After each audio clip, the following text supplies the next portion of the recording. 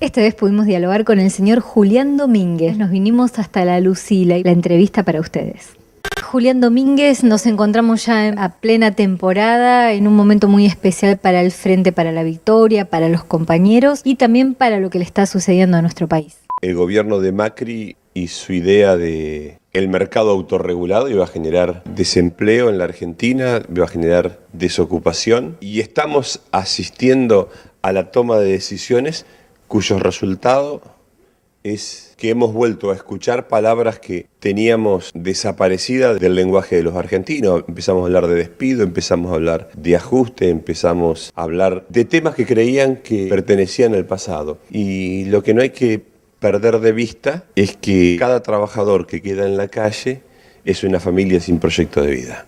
Es un tiempo, primero, de autocríticas. Nosotros tenemos que evaluar por qué no logramos el acompañamiento mayoritario del pueblo argentino y por qué perdimos la provincia de Buenos Aires.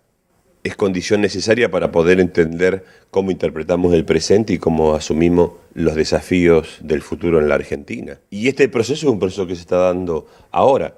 Nosotros sentimos el orgullo de no haber votado una sola ley en contra del interés del pueblo argentino. Cuando el juicio de la historia evalúe este periodo del país, seguramente se recordará que no se tomó una sola medida en contra de los intereses nacionales y populares, y que fue un gobierno en cada decisión pensó en la inclusión, pensó en el desarrollo con justicia y con inclusión. Todo eso no se condice con el resultado electoral que hemos tenido, y hemos perdido el principal distrito, que es la provincia de Buenos Aires. Por lo tanto, quienes han sido responsables de la derrota electoral tendrán que hacerse cargo de esto, tendrán que hacerse responsables. Este proceso tiene mariscales de la derrota, porque no han sabido expresar con toda la densidad y la historia que tiene el peronismo de la provincia de Buenos Aires las aspiraciones mayoritarias del pueblo. Y eso habilitó, sin duda, que se perdiera en la nación. Entonces, esto requiere un proceso de autocrítica. ¿Qué camino debemos iniciar en esta nueva etapa para democratizar la construcción de las decisiones políticas del Frente para la Victoria, del Movimiento Nacional? ¿Cómo debemos representar las nuevas frustraciones del pueblo argentino y cómo debemos trabajar para tener propuestas que sean superadoras y que vuelvan a reencontrarnos con las mayorías de manera tal que en el 2017 podamos ser una opción que logre el acompañamiento mayoritario de la población de la provincia de Buenos Aires? Cuando hablamos de los mariscales de la derrota, ¿de quiénes hablamos precisamente? Cuando hablamos de los mariscales de la derrota, hablamos precisamente de Aníbal Fernández y toda la construcción política que hizo. Él habló de que las elecciones eran un trámite, por lo tanto, el pueblo no tenía razón de ser en la propuesta política y terminó buscando las explicaciones adentro, descalificando, generando más desunión, generando más contradicciones, cuando la tarea central era convocar al conjunto para permitir que Daniel Scioli pudiera ser el presidente de los argentinos. Y de esto hay que rendir cuenta ante la historia.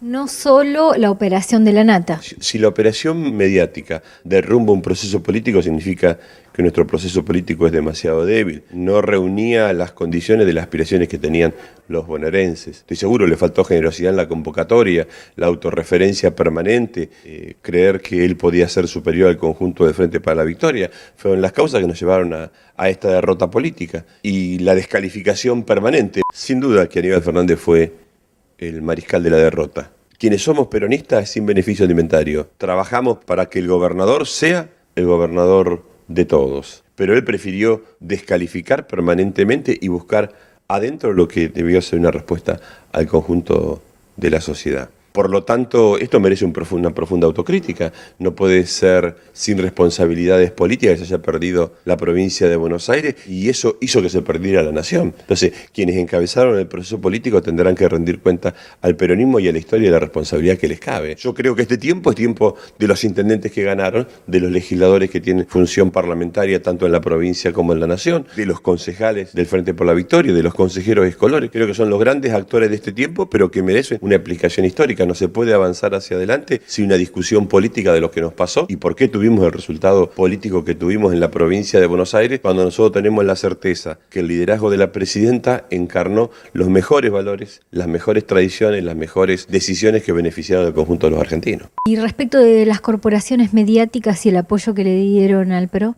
En el año 2011 también las corporaciones mediáticas jugaron su papel, representaron sus intereses y estuvieron claramente en contra del proyecto político que nosotros encarnábamos. Pero nosotros evidentemente no tuvimos los hombres que pudieran sortear esa pelea con éxito. Uno en la política, cuando trabaja como trabajó nuestra presidenta para la mayoría de los argentinos, aún con los medios en contra, la potencia de lo que uno hace y la coherencia de lo que realiza, logró en otros momentos de la historia con los mismos actores enfrente el acompañamiento del pueblo argentino. Si no, el 54% que obtuvo la presidenta en el 2011 no tendría explicación. Y pensar que la política tiene que doblegarse ante la presión mediática es negar de antemano el rol que tiene la política como generadora de ideas, como generadora de pensamiento. Yo me resisto a resignarme a que sean los medios de comunicación quienes condicionen a la política. No tiene razón de ser la militancia, no tienen razón de ser las ideas ni las convicciones, y tenemos que aceptar que los medios de comunicación van a incidir en el destino de un pueblo.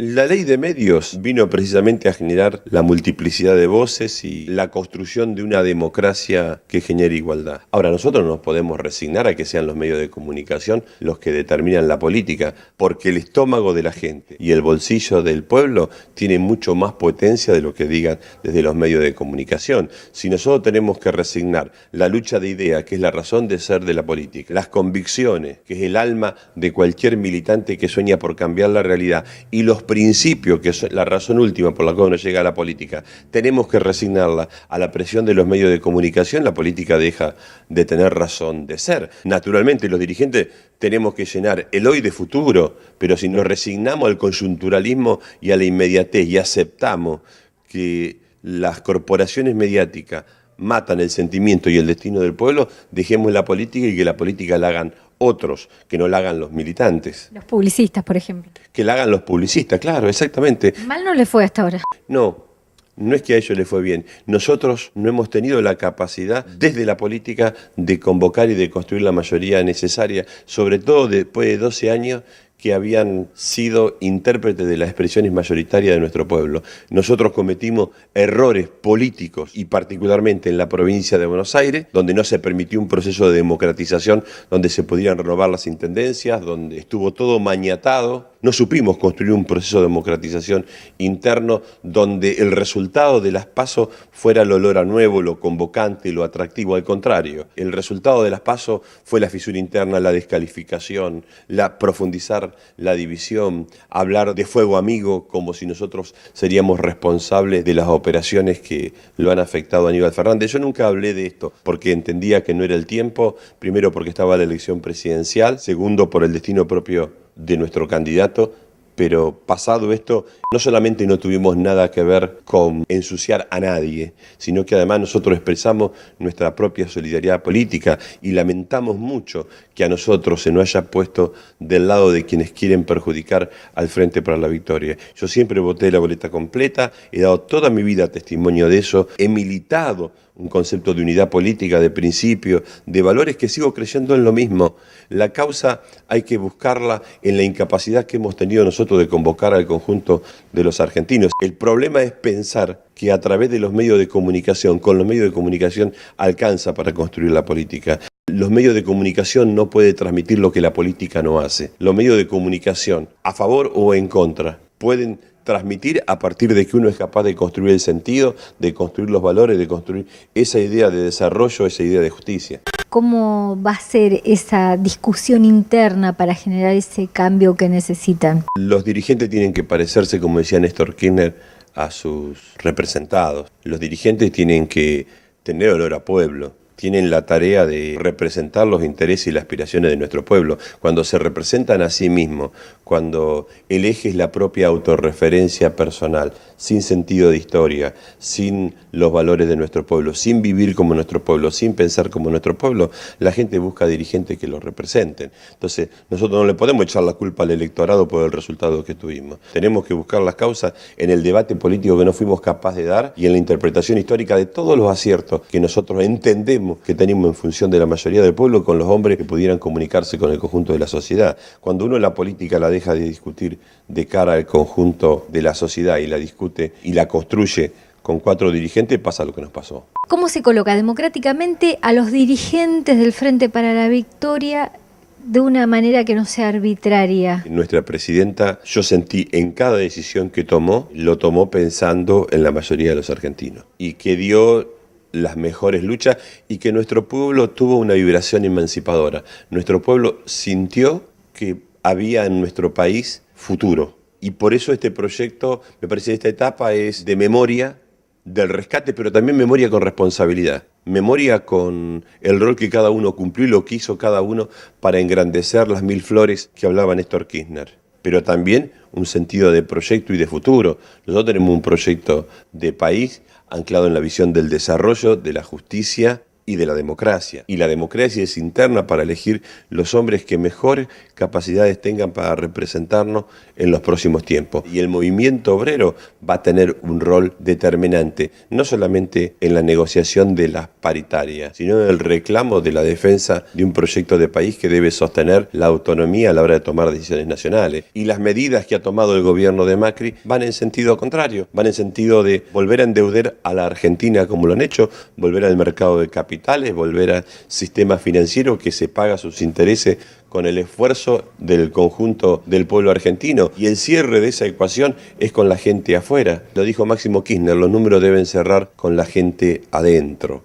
Y nosotros creemos en eso. Es un proyecto de vida que se sostiene, es un proyecto de país y todo el esfuerzo siempre estuvo puesto en defender el trabajo como ordenador social, pero también como la posibilidad de desarrollarse que tiene cada argentino en nuestro propio país. Pobre de nosotros si nos resignamos a convivir con los titulares de desocupación, de expulsión, de reducción de fuente de empleo. Pobre de nosotros porque en la Argentina no va a haber lugar para todos los argentinos y eso va a generar muchísimas dificultades en el presente y en el futuro. Y nuestra tarea como dirigentes políticos es el hoy llenarlo de futuro. Y llenarlo de futuro es llenarlo de esa visión de desarrollo, esa visión de país soberano, esa visión de recuperar en la toma de decisiones el planteo del pueblo argentino. Por eso muchos dirigentes están preocupados pensando en los temas partidarios. Nosotros tenemos que estar preocupados pensando en los temas de nuestro pueblo, en la defensa del empleo, en la defensa del proyecto de país desarrollado e industrializado que soñamos. ¿Soñaron alguna vez? Porque si con Alfonsín hubo 7 decretos, con Cristina hubo apenas 24 en 8 años, un poquito más, con Macri 50 decretos en un proceso de menos de 30 días, desde la Cámara de Diputados, ¿cómo se negociaban estas situaciones?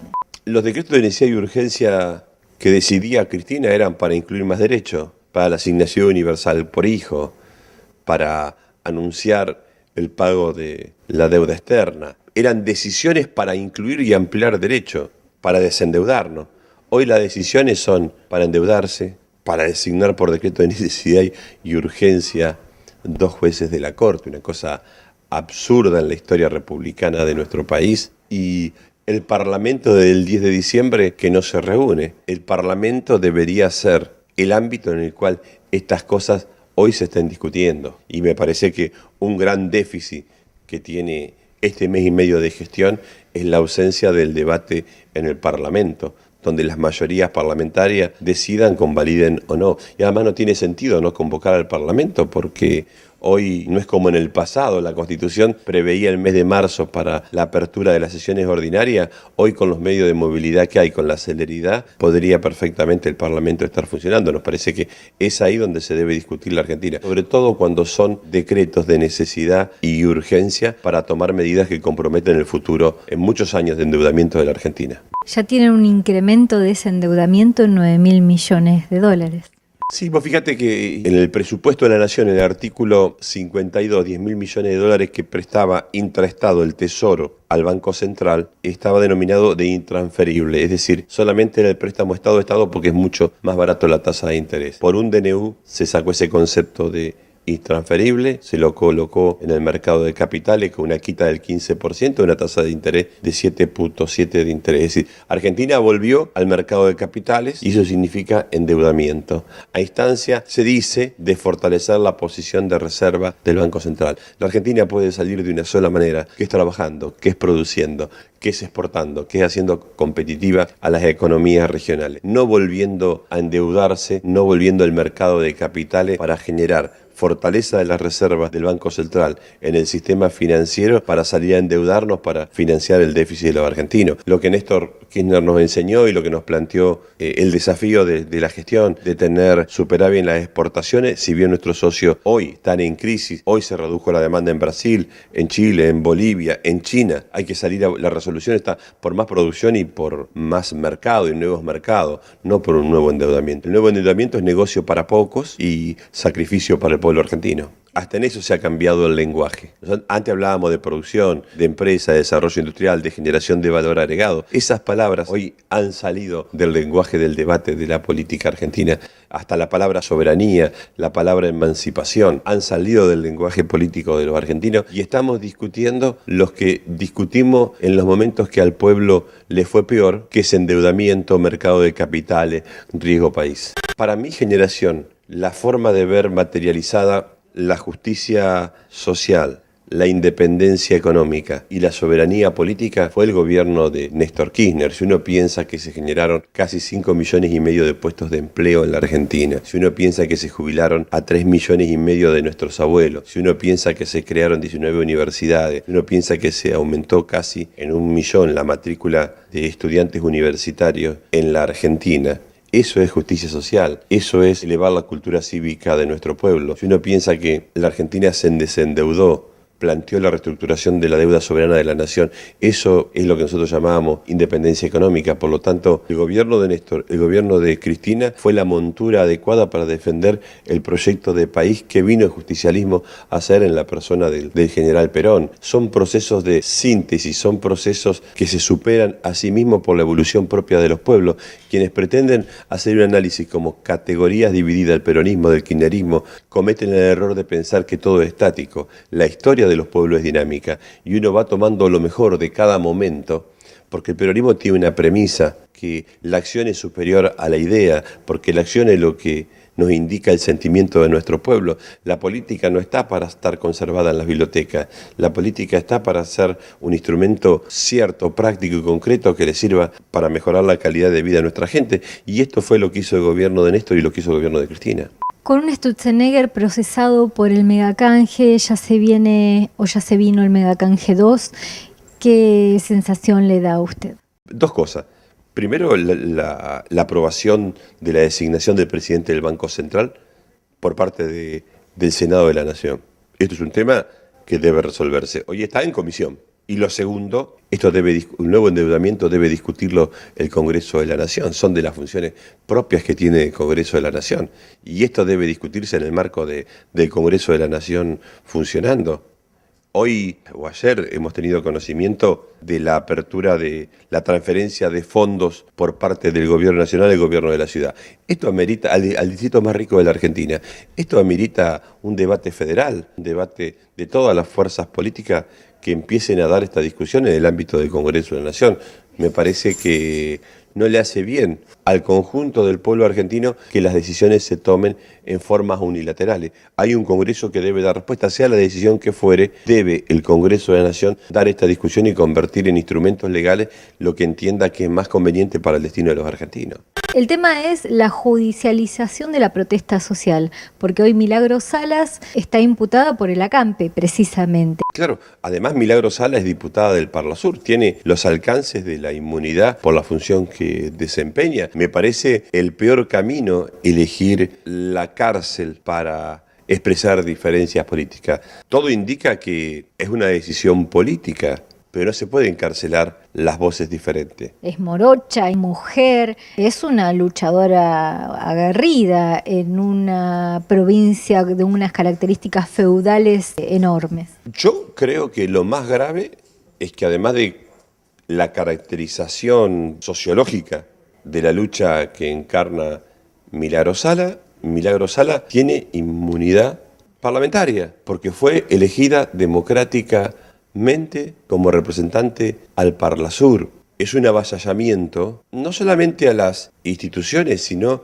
a la seguridad del Estado de Derecho que debe garantizar el propio Estado, a la vigencia plena del Estado de Derecho. No puede ser que haya vigencia plena del Estado de Derecho para unos argentinos y para quienes no nos gusta, no. Me parece que eso conduce a resultados que no son los mejores para una sociedad. No es la forma de dirimir. La cárcel la diferencia de pensamiento, sobre todo de quienes encarnan una lucha y valores sociales. A mí me parece que es un atropello sin ningún tipo de justificación y que merece todo el repudio de lo institucional. ¿Qué pasa con los argentinos que, a pesar de esa devaluación del bolsillo en un 40%, parecen no reaccionar? Dos lugares donde el pueblo expresa su estado de ánimo: es con el estómago y con el bolsillo. Y el impacto que ha tenido sobre el costo de vida de los argentinos en materia de alimentos, costos de alquileres, va a tener una expresión por parte de los argentinos. Parece que esto no va a ser neutro, no va a ser neutro. Los dirigentes sindicales sobre el particular me parece que van a hacer oír su voz en la negociación de las paritarias de este año. Ya hubo unas indirectas respecto, no tan indirectas, respecto de que si se reclama demasiado se puede perder el trabajo. El milagro de los 12 años era defender el trabajo, la generación de los puestos de empleo. No era cierto que el sector privado en la Argentina no generaba empleo. El sector privado en la Argentina generó empleo. Lo que pasa es que cuando hay dificultades externas, cuando hay crisis en el mundo, la peor medida que uno puede tomar en un país es expulsar a la gente, es achicar, es como ponerle nafta al fuego. Las medidas deberían estar orientadas en ver cómo se garantiza la fuente de empleo y cómo el Estado interviene activamente para garantizar que los sectores privados generen trabajo, generen empleo, industrialicen su producción. Hoy las medidas van en sentido absolutamente contrario al proceso de industrialización que la Argentina necesita para generar empleo. A ver, una nación crece si hay industria, si hay empleo, si hay valor agregado. Las variables de un proyecto de crecimiento y de desarrollo es el sueño de mayor empleo, de mayor trabajo, de mayor ilusión. Y el diccionario del ajuste, de los despidos, no discutan salario porque si no se quedan afuera, es parte de la Argentina en la cual nosotros luchamos. Nosotros precisamente luchamos contra eso porque creemos que el mercado genera estas condiciones. Lo anticipamos durante la campaña electoral, en el debate presidencial. Claramente quedó marcado que el triunfo de los valores del mercado, el triunfo de Mauricio Macri, significaba ajuste, recesión y expulsión y achicamiento del Estado. Pues lo estamos viendo. La presidenta hace poco dijo, cuando yo estaba se discutía ganancias y hoy se discute desocupación. Eso es un claro retroceso y esta es la razón por la cual hay que dar todos los debates políticos y toda la lucha en defensa del trabajo, del empleo, del aumento de la productividad. Ahora, no se aumenta la productividad ni se genera riqueza, ni se construye la ilusión de progreso en el ideario nacional sobre la base del achicamiento, el ajuste y de la amenaza que discutir salario significa expulsión y despido. Este es el peor escenario y es el camino de los cementerios, el camino de las ilusiones muertas. Imaginamos y estamos convencidos que la democracia tiene como tarea despertar todas las ilusiones individuales y nacionales para un país que pueda mirar el futuro, pero no se mira el futuro sobre el temor y la incertidumbre individual. Es más, un país crece sobre la ilusión de cada argentino. Esto no puede ser el cementerio de las ilusiones del florecimiento como país. Nosotros no nos podemos resignar a esta visión del presente y del futuro. En contra de eso nosotros tenemos una opinión absolutamente crítica. Creemos que la política tiene como tarea construir el sueño, la ilusión y la realización. El gobierno de los CEOs, la ceocracia en la Argentina, donde la única lógica sea la lógica del ajuste, pero no importa dónde esté la gente. A nosotros lo que más nos importa es dónde está la gente. A la política hay que darle más humanidad, a las decisiones hay que darle sentido de incorporar la gente. Por eso me parece que este es el peor camino que puede transitar la Argentina y la peor bandera, esa amenaza, porque el pueblo mismo va a despertar en la defensa del trabajo y de la fuente de empleo. Muchas gracias, Julián Domínguez, por recibirnos en su casa y por hablar de estos temas en un momento tan importante para todos aquellos que quieren saber qué está pasando por otras voces. No, gracias a ustedes.